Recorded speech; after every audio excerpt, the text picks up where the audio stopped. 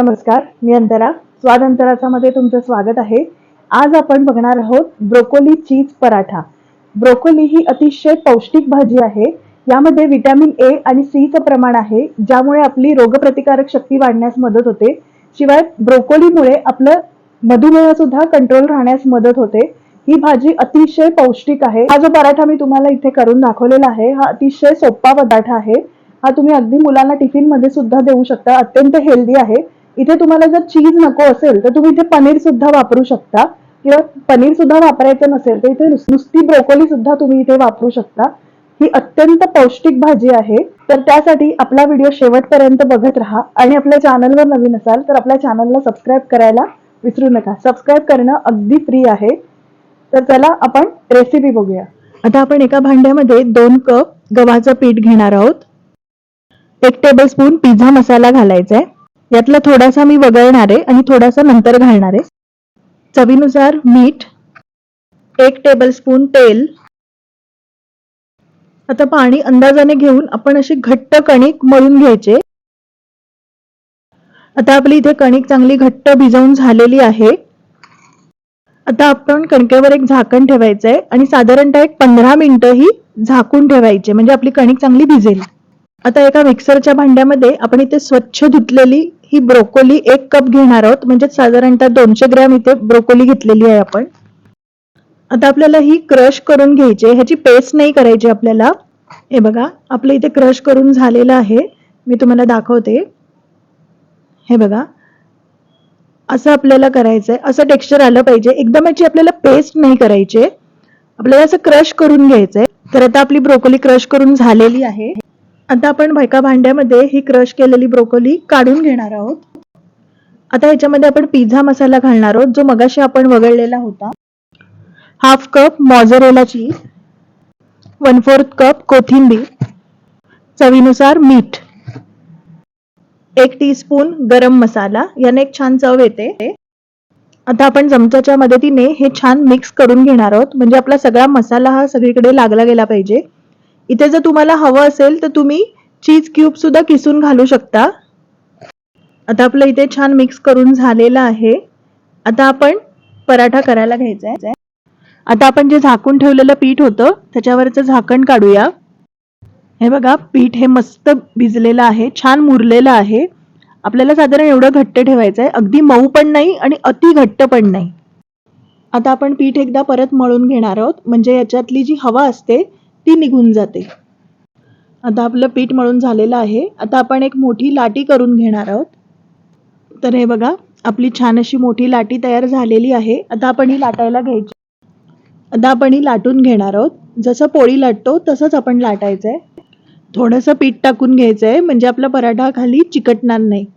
तर आता आपण लाटून घेऊया. आपल्याला अगदी पातळ नाही लाटायचंय आणि अगदी जाड पण नाही लाटायचंय. आपल्याला मध्यम लाटायचंय. थोडंसं पीठ टाकायचंय, म्हणजे आपला पराठा खाली चिकटणार नाही. आता आपली इथे पोळी छान लाटून झालेली आहे. तर आता आपण याच्यामध्ये जे सारण तयार केलं होतं ब्रोकोलीचं, ते आता आपण याच्यामध्ये भरणार आहोत.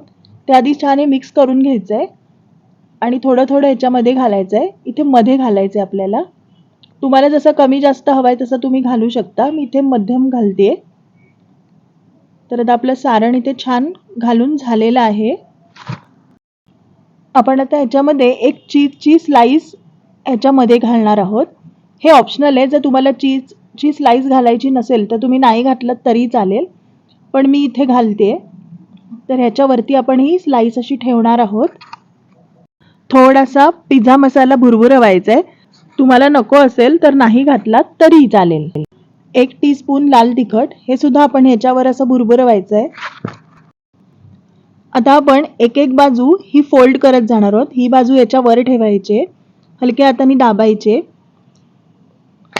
मग दुसरी बाजू यावर ठेवायचे, ती पण आपल्याला हलक्या हाताने दाबायचं आहे, एकदम जोरात दाबू नका.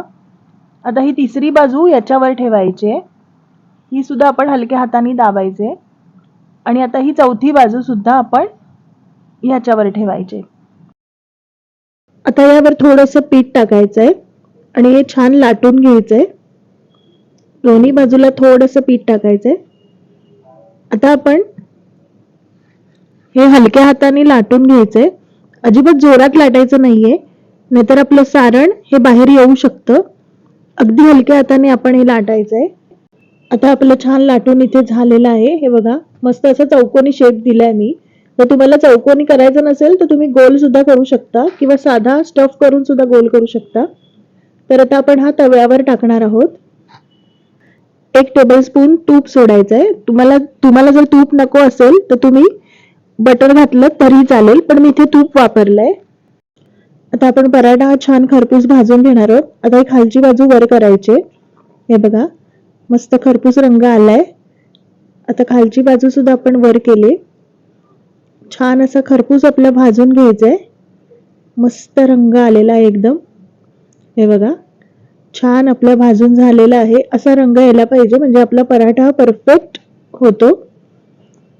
हे बघा, आपला पराठा इथे छान तयार झालेला आहे. आपण एका जाळीवर काढून घ्यायचंय, म्हणजे वाफ ही निघून जाते आणि आपला पराठा ओलसट होत नाही. हे बघा, छान असा खरपूस तांबूस रंग आलेला आहे. तर आता आपला पराठा तयार झालेला आहे. आता मी बाकीचे पराठे तयार करून घेते.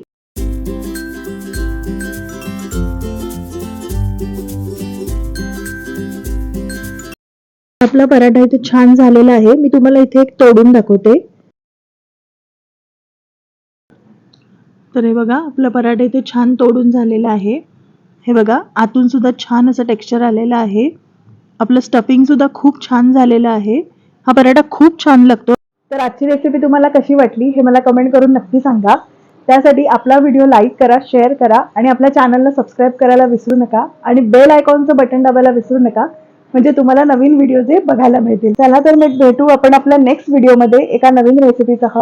तर विश तुमची, डिश आमची. नमस्कार.